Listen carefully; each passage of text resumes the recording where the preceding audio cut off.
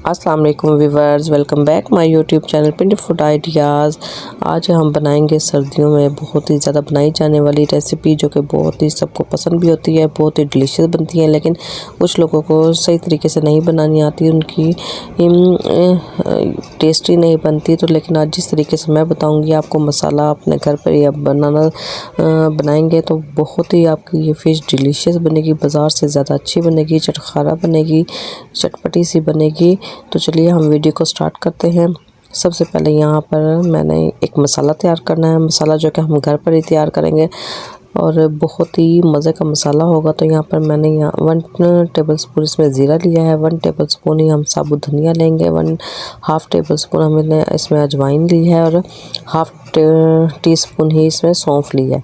तो इन सारी चीज़ों को मैंने रोस्ट कर लिया था ऐसे ही फ्राई पैन को गर्म करके। और गर्म करने से मसाले में एक मज़ेदार सी खुशबू आ जाती है रोस्ट करने से।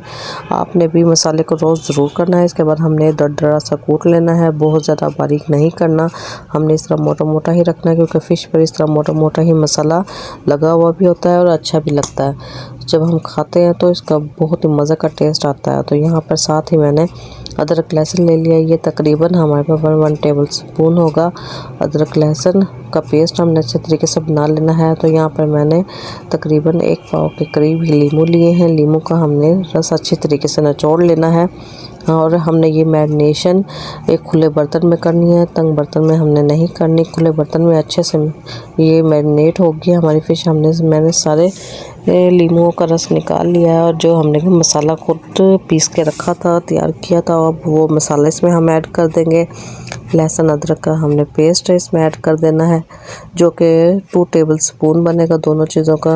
अब मैं इसमें 1 टेबलस्पून इसमें दड़ा मिर्च डालूँगी, ये आपने लाजमी डालनी है। और 1 टेबलस्पून ही इसमें मैं नमक ऐड करूँगी और 1/2 टीस्पून के करीब इसमें मैं हल्दी इस्तेमाल करूँगी और इसमें थोड़ा सा फूड कलर ऐड करना है। इस फूड कलर ऐड करने से इसका कलर भी बहुत अच्छा आ जाता है और बहुत ही देखने में भी अच्छी लगती है। और साथ में मैंने 2 टेबलस्पून इसमें बेसन ऐड किया है, बेसन को अपने अच्छे तरीके से छान लेना है।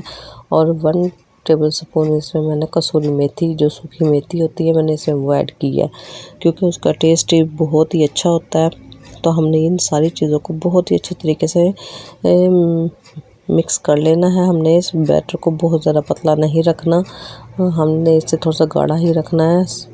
तो यहाँ पर फ़िश को मैंने अच्छे तरीके से धो लिया था। फ़िश के वेट की हम बात करें तो ये 2 kg से थोड़ी सी ज़्यादा ही है। तो यहाँ पर जो मैंने लीमू निचोड़ के रखे थे वो भी मैंने इसी में डाल दिए थे ऐसे ही, ताकि इसमें भी थोड़ा सा खुशबू आ जाए।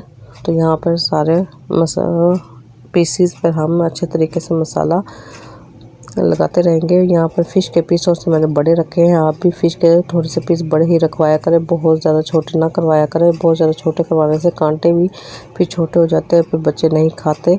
तो इसलिए मैंने फ़िश के पीस और से बड़े ही रखवाए थे। तो यहाँ पर हमने अच्छे तरीके से मसाला इस पर लगा लेना है। मसाला हमने हर जगह पे अप्लाई करना है ताकि हमारे फ़िश में मसाला बहुत अच्छे से जज़्ब हो जाए और बहुत ही अच्छा सा टेस्ट आ जाए।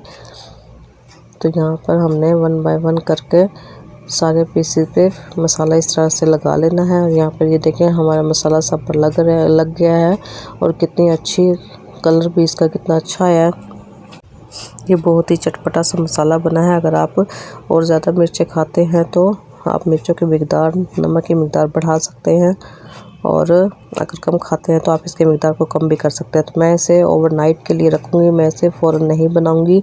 आप भी कोशिश किया करें कि ऐसी चीज़ें मैरिनेट करके तकरीबन ओवरनाइट के लिए ज़रूर रखा करें ताकि अच्छे से इसमें मसाला जज़्ब हो जाए और बहुत ही मज़े का टेस्ट आए। तो फ़ौरन आप ना बनाया करें।